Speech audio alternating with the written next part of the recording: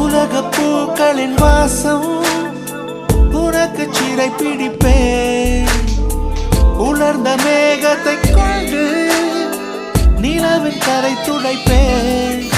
ஏனென்றால் உன் பிறந்த நாள், ஏனென்றால் உன் பிறந்த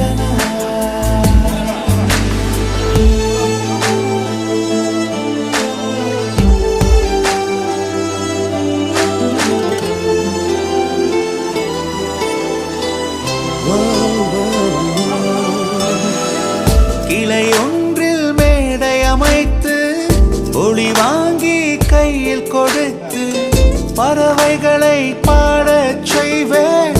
இலையெல்லாம் கைகள் தட்ட அதில் வெல்லும் பறவை ஒன்று